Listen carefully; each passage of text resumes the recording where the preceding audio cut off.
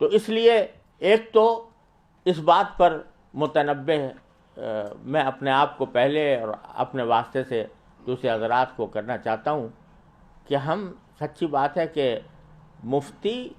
جو ہے وہ بہت بڑا منصب ہے، اتنا بڑا منصب ہے کہ علامہ نووی رحمۃ اللہ علیہ نے اور علامہ ابن قیم رحمۃ اللہ علیہ نے اس کو توقیع عن رب العالمین سے تعبیر فرمایا، توقیع عن رب العالمین، کہ جب کوئی مفتی فتویٰ دیتا ہے تو وہ در حقیقت رب العالمین کی طرف سے دستخط کر رہا ہوتا ہے۔ جو جب انسان سے پوچھا جائے کہ یہ چیز حلال ہے یا حرام ہے تو وَلَا تَقُولُوا لِمَا أَلْسِنَتُكُمُ الْكَذِبَ هَذَا حَلَالٌ وَهَذَا حَرَامٌ لِتَفْتَرُوا عَلَى اللَّهِ، اللہ تعالیٰ نے فرمایا کہ یہ انسان کا کام نہیں ہے جو یہ کہے کہ یہ حلال ہے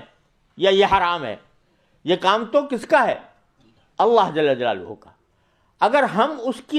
ہم یہ کہہ رہے ہیں کہ شریعت میں یہ حلال ہے تو ہم رسول اللہ جل جلالہ کی طرف سے نائب بن کر، اس کے وکیل بن کر ہم دستخط کر رہے ہوتے ہیں۔ تو یہ توقیع عن رب العالمین ہے۔ یہ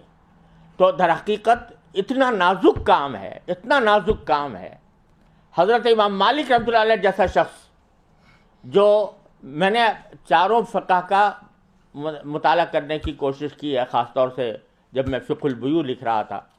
اور تکمل فتح الملہم لکھنے کے دوران بھی چاروں فقہوں کا جائزہ لینے کی کوشش کی۔ جس قدر تدقیق امام مالک رحمۃ اللہ علیہ کے مذہب میں نظر آئی کسی مذہب میں نہیں ہے، جتنی تفریعات ان کے مذہب میں نظر آئی اور کسی مذہب میں نہیں ہے۔ لیکن وہ فرماتے ہیں امام مالک رحمۃ اللہ علیہ کہ جب تک مجھے 70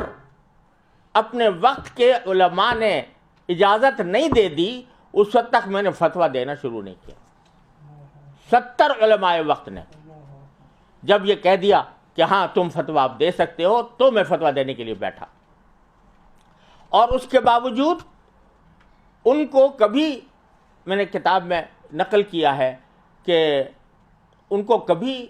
لا ادری کہنے سے کبھی کوئی شرم نہیں محسوس ہوئی۔ اتنا بڑا امام، ان کے ایک شاگرد کہتے ہیں کہ میں ایک مرتبہ بیٹھا ہوا تھا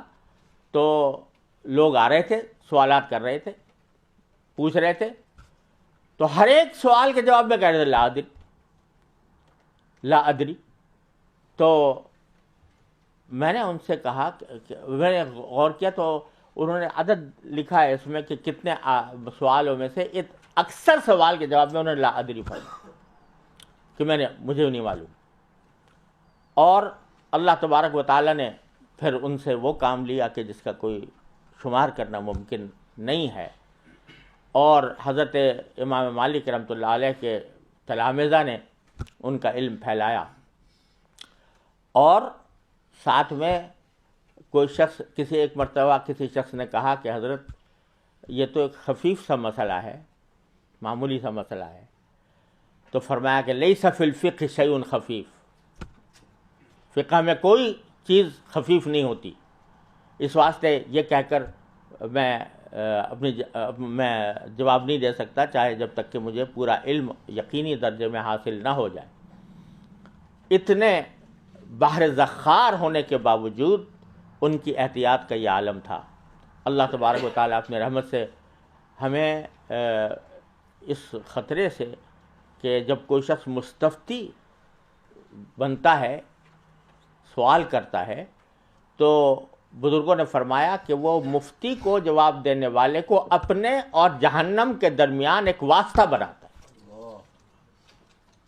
اپنے اور جہنم کے درمیان ایک واسطہ بناتا ہے کہ میں جہنم میں نہ جاؤں، جو کچھ ذمہ داری ہے وہ اس شخص کے گردن پر ہے۔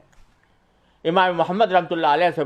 سے پوچھا گیا، امام محمد بن حسن شیبانی رحمۃ اللہ علیہ سے، کہ آپ کو ہم ہر وقت دیکھتے ہیں کہ فکر مند رہتے ہیں، مغموم رہتے ہیں،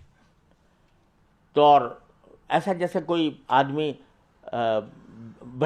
حشاش بشاش ہوا کرتا ہے، اس طرح کی کیفیت نہیں ہوتی۔ تو یہ میں نے اپنے والد ماجد رحمۃ اللہ علیہ سے سنا یہ بات کہ امام محمد نے جواب دیا کہ ما بال رجل جعل الناس عنقہ قنطرۃ الی الجنۃ والنار، کہ اس شخص کا کیا حال پوچھتے ہو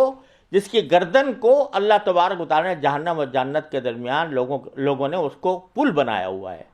اس پل سے گزر کے وہ جنت میں جاتے ہیں، اور ساری ذمہ داری اس گردن کے اوپر ہے جو قنطرہ بنی ہوئی ہے، پل بنی ہوئی۔ تو ایک طرف تو یہ عالم ہے ان حضرات کا، امام مالک کا، امام ابو حنیفہ کا، امام شافعی کا۔ حضرت امام شافعی رحمۃ اللہ علیہ فرماتے ہیں کہ جب بھی کوئی شخص مجھ سے کوئی مسئلہ پوچھتا ہے تو تھوڑی دیر کے لیے میں اپنے آپ کو جنت اور جہنم دونوں پر پیش کرتا ہوں کہ جواب مجھے جنت میں لے جائے گا یا جہنم میں لے جائے گا۔ ایک طرف تو یہ حال ہے، اور دوسری طرف فتویٰ کو ایک آج کل ایسا بنا لیا گیا ہے کہ ہر ایک آدمی مفتی بننے کے لیے تیار ہے۔ میری رائے یہ ہے، آئی تھنک دیٹ دس از حلال اور حرام، ہر ایک آدمی اپنی رائے پیش کرنے کو تیار ہے اور مفتی بننے کو تیار ہے۔